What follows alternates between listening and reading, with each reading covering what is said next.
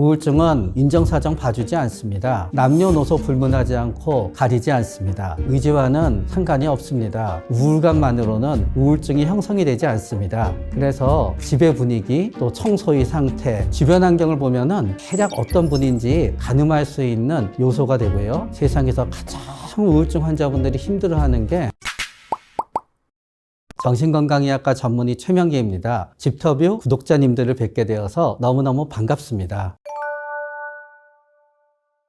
내 주변 환경만으로도 아주 진단이 쉬운 정신건강의학과 질환도 있습니다. 첫 번째는 성인 ADHD입니다. 성인 ADHD의 많은 분들은 나이가 들어도 본인의 방을 치우지 못하십니다. 왜냐하면 물건을 어디다 탁 두잖아요. 뒀다는 걸 잊어먹고 딴 데로 가십니다. 성인 ADHD인데 무척 지능이 높으신 분들은요, 본인들이 전부 다 어디에 놔뒀는지 찾습니다. 그래서 본인들은 남이 보기엔 엉망인데요, 본인들은 그거를 정리해 놓으면 그때부터 하나도 못 찾습니다. 도저히 정리가 안 되고 굉장히 두서가 없다. 그러면 성인 ADHD 가능성이 있고요. 또 두서가 없는 이유가 있습니다. 호기심이 많고 계속 뭔가 신기한 거를 갖다 놓으시거든요. 그러니까 나중엔요, 방에 둘 곳이 없습니다. 그래서 탁 보는 순간 보기 힘든 방인데? 라는 게 딱 와닿게 됩니다. 또 우울증이 되면은 세상에서 가장 우울증 환자분들이 힘들어하는 게 분리수거입니다. 일주일에 한 번 분리수거를 하잖아요. 조금만 더 하다가 꼭 분리수거를 일주일씩 놓치십니다. 그러다가 이제 한 며칠 지나잖아요. 분리수거가 너무 많으니까 분리수거를 포기하십니다. 그래서 집의 분위기, 또 청소의 상태, 주변 환경을 보면은 대략 어떤 분인지 가늠할 수 있는 요소가 되고요. 우울증에 걸리게 되면은 뭔가가 귀찮아지게 돼요. 정리하고 그러는 게 뭔가 조금씩 안 되게 돼요. 그리고 우울증일 때 어떤 분들은 굉장히 어두운 거를 좋아하시게 되십니다. 틀림없이 대낮인데요, 전부 커튼 쳐놓고 움직이지를 않아요. 그리고 어떤 분들은 창문 여는 거를 무지 싫어하십니다. 그리고 어떤 분들은 소음이 진짜 싫거든요. 문도 꽉꽉 닫아놓게 되지요. 잡동사니를 쌓아놓는 경우에 아이템이 딱 있는 분들이 있습니다. 잡동사니 신문만 쌓아놓는다. 잡동사니 벽만 다 모은다. 특정 부분을 특정 모은다 하게 되면은 우리가 흔히 얘기하는 저장 강박증에 해당될 수도 있습니다. 저장 강박증에 해당되는 분들은 남이 보기에는 별거 아니지만 그 물건을 갖다 어떤 아이템대로 완결하게 계속 모아야만 되는 거고요. 하나라도 줄어드는 거에 대한 불안감이 있게 됩니다. 그런데 저장 강박증과 약간 다르게 강박적인 생각 때문에 그러는 분들도 있는데요. 예를 들어서 혹시 물건을 버렸는데 그 안에 다이아몬드 같은 귀중품이 돈이 있을까봐 겁이 나서 물건을 버릴 때마다 전부 다 뜯어봐야 되는 분도 있습니다. 그분의 목적은 저장에 있는 게 아니라 버리지 못하는 슬픔에 있게 되는 거지요. 근데 요거랑 약간 다르게 강박적 성격장애라는 게 있습니다. 서류 그런 거 버리지 못하십니다. 파일 같은 것도 하나도 버리지 못하십니다. 자신의 감정이라든가 기호와 관계없는 물품을 버리지 못하십니다. 예를 들어서 한번 샀던 책은 절대로 버리지 못해. 자기가 살아온 거와 서류, 몇십 년 전 계약서, 고지서 그런 걸 하나도 버리지 못한다. 그거는 강박적 성격장애에 해당될 가능성이 조금은 더 높습니다.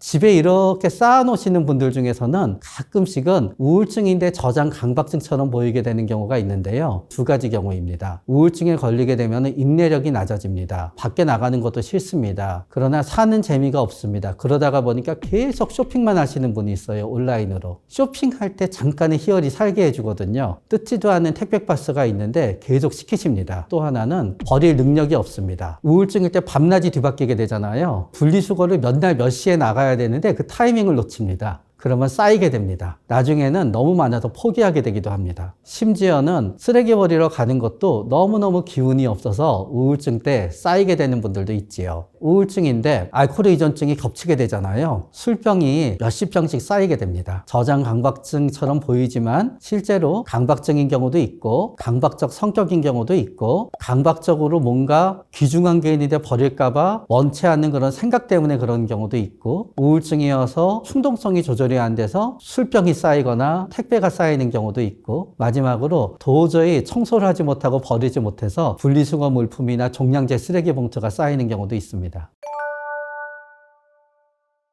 우울감만으로는 우울증이라는 진단 기준이 형성이 되지가 않습니다. 일단 기분이 나빠야 되는데요. 그거는 우울감일 때도 있지만 짜증이 나거나 분노가 될 때도 있습니다. 그러면서 잠도 너무 많이 자거나 너무 적게 자게 됩니다. 음식도 너무 많이 먹거나 너무 적게 먹게 됩니다. 어떤 분은 과도한 죄책감에 시달리게 됩니다. 내가 살았던 거는 전부 다 의미가 없다는 생각을 하게 되기도 합니다. 어떤 분은 몸이 여기저기 굉장히 많이 아프기도 하고요. 심한 경우에 우울증에서는 망상 같은 게 있기도 합니다. 자기가 굉장히 유명한 사람을 갖다 만나게 될 거야. 나의 몸은 이미 죽어 있는 상태야 하는 망상을 가지기도 합니다. 그리고 무엇보다 우울증일 때는 하나도 재미가 없습니다. 이 중에 상당수를 갖춰야지 우울증이라고 할 수가 있지요. 우울감만으로는 우울증이 형성이 되지 않습니다. 그렇기 때문에 우울증으로 병원에서 진단받은 분이 힘들어 그랬을 때 사람은 다 우울하고 힘든 거야 하게 되면 맞지 않지요. 우울증의 진단 기준을 충족할 정도의 우울증을 경험하는 사람은 적게 잡았을 때 10명 중에 2명, 많게 잡았을 때 평생 10명 중에 4명 정도가 됩니다. 반대로 얘기하면은요, 10명 중에 6명이나 7명은 우울증에 걸릴 수 있는 생물학적 그 부분이 타고 태어나지 못한 분들이 있지요. 그 대신에 갖게 되는 유전자가 일찍 암이 생기는 유전자일 수도 있고요. 불안장애가 생기는 유전자가 될 수도 있고, 혹은 면역질환으로 온몸이 힘들게 사는 유전자가 될 수도 있습니다. 우울증이 생길 수 있는 뇌를 가졌다 그래서 너무 세상에서 나만 억울하다라고 생각하지 말아주세요. 우울증일 때 대인관계는 그분의 병전 성격에 따라 극도로 달라지게 됩니다. 어떤 분 같은 경우에는 혼자 있으면 너무 외로워서 견딜 수가 없어요. 그럼 그분은 안 그러던 분이 계속 친구들이랑 밤까지 몰려다니면서 우울증 동안만 남들이 보기에는 방탕하게 삽니다. 완전히 술을 먹게 돼서 집에 들어오자마자 자는 게 목표가 됩니다. 반대로 우울증일 동안에 아무도 안 만나고 혼자만 있어야만 됩니다. 남들이 나에 대해서 우울증이 아닐 때 이런 사람이야 라는 전제로 나를 대했는데 내가 다른 사람이 됐을 때 그거를 잘 수용하지 못하게 되면은 사랑하는 사람과도 많이 헤어지게 되고 이혼도 많이 하게 되고 직장도 많이 그만두게 되고 절교를 하기도 하고 그렇게 됩니다. 우울증일 때는 늦게 자고 늦게 일어나면 참 좋습니다. 왜냐하면 우리 뇌의 시상하부라는 부위에서 수면의 주기를 갖다 조정한다고 이제 믿어지거든요. 그런데 그게 뒤바뀌게 돼요. 그래서 시차가 있는 것처럼 옛날에 자던 시간이 깨어있는 시간이 돼요. 얼핏 본인이나 부모님들이 이렇게 생각하지요. 유튜브하고 게임하느라고 새벽 4시에 잔다. 그러나 게임이나 유튜브를 하지 않으면은 3시나 4시 반까지 계속 죽고 싶은 생각만 들지요. 그러면 규칙적인 생활, 억지로 7시에 일어나면은 일이 잘 돌아갈까? 아닙니다. 오후 한 1시까지는 아무것도 못합니다. 일을 시작하게 되는 거는 6시부터 시작하게 되지요. 하루가 시작되는 시간이 보통 때는 8시부터다 그러면요. 오후 2시쯤으로 해서 6시간쯤 다 뒤로 밀리게 되는 거예요. 우울증일 때 제일 많이 일어나는 패턴입니다. 또 이런 분도 있습니다. 기분이 낮에는 괜찮아요. 해가 지면 그때부터 불안해지고 그러다가 이제 새벽 2, 3시에는 가장 죽고 싶은 마음이 피크를 갖다 쳐요. 낮에 그분들을 봤던 사람은 이분이 너무 밝고 명랑하거든요. 그분들한테 비극적인 일이 생기면 진짜 그럴 리가 없다, 그럴 수가 없다라고 얘기합니다. 반대로 어떤 분은 아침에는 컨디션이 최악이고 뒤로 갈수록 좋아지는 분도 있고 결국은 우울증일 때는 하루 안에도 천당과 지옥이 왔다 갔다 하게 됩니다. 원래 배달 음식을 안 먹던 분인데 우울증일 때만 배달 음식을 먹게 된다. 그러면 그때는 우울증과 관계가 있을 수 있습니다. 관계가 있을 수 있는 요인은 입맛이 달라지게 돼요. 평소에 먹던 게 별로 먹고 싶지 않습니다. 기름지고 맵고 한 것만 땡기는 분이 있어요. 그런데 또 어떤 분은 단 것만 먹을 수 있어요. 배달 음식으로 디저트만 먹게 됩니다. 내가 먹을 수 있는 게 배달 음식에 맞게 되면 이제 배달 음식을 많이 시켜 먹게 되는 것도 있고요. 내 몸을 받아들이고 적응하는 게 가장 좋은 생활 습관입니다.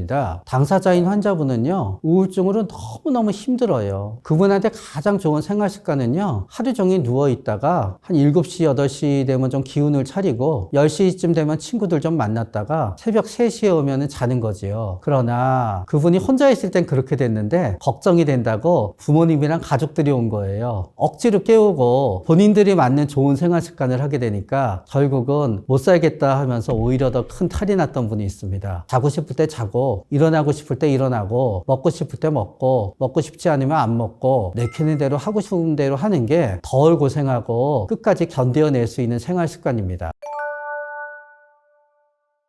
우울증은 인정사정 봐주지 않습니다. 외향적인 사람도 걸리고요. 내향적인 사람도 걸리고요. 남녀노소 불문하지 않고 가리지 않습니다. 그런데 우울증은 6개월에서 1년 주기가 있거든요. 아무 주기가 없이 계속 힘들다라는 분들을 보면은 깔려있는 게 우울증이 아닌 불안장애가 아닌가 생각하게 됩니다. 그래서 한 부류는 사회불안장애입니다. 발표하는 것도 힘들고 사람들이랑 어울리는 것도 힘들거든요. 의지와는 상관이 없습니다. 의지로 낫거나 의지로 안 걸릴 수 있는 거는 병이 아닙니다. 우울증은 우리 뇌에서 일종의 파업을 하는 거예요. 뇌세포들의 어떤 연결에 문제가 생기게 되면 그게 우울증인 거예요. 의지로 어떻게 할 수가 없는 거지요. 모든 우울증은 언젠간 나아요. 그러나 우울증인 분들은 걸리게 되면 이게 평생 계속 있었던 것 같거든요. 대체적으로 6개월 지나면 저절로 낫습니다. 만약에 12월이나 1월이 많이 우울하셨던 분들은요, 대체적으로 5월쯤 되면 좀 좋아지십니다. 그러나 이제 어려운 점은 좋아졌다가 올 겨울에 다시 힘들어질지 5년 뒤 겨울에 힘들어질지는 모릅니다. 그래서 우울증인 분들은 병원에 가서 치료를 받건 치료를 받지 않건 틀림없이 낫습니다. 그리고 곰곰이 생각해 보시고 나니까 우울증이 있으신 분들은 항상 무슨 일이 있었을 때 우울했어 라고 생각하시지 계절을 생각해 보지 않아요. 생각해 보니 항상 나쁜 일은 11월에 생겨서 12월에 항상 우울했어요. 그러면 나는 11월에 시작하는 우울증이 있는 거거든요. 그리고 돌이켜놓고 생각하니까 맨날 5월쯤 되면은 직장을 그만두고 좋아졌건 학교를 휴학하고 좋아졌건 5월엔 항상 좋아졌어요. 그럼 우리는 희망을 갖고 기다리면 되는 거예요. 절대로 삶을 포기하면 안 되는 거고요. 우울증인 분들한테 제일 중요한 믿음은 언젠간 낫는다는 겁니다. 병원에 가면은 좀 더 빨리 나을 가능성이 있게 되지요. 한 달 안에 70%로 우울증이 끝날 수 있는 확률을 잡기 위해서 병원에 가는 거예요. 그리고 내가 진짜 아무 일도 못할 정도로 심한 우울증이 있다. 그러면은 병원에 가면은 내가 직장을 그만두지 않고 계속 일을 할 수 있는데 병원에 안 가면은 직장을 그만두고 몇 달을 갖다 쉬어야 되지요. 삶의 질에는 엄청난 차이는 있지만 어찌되었든 낫기 때문에 삶을 포기해서는 안 됩니다.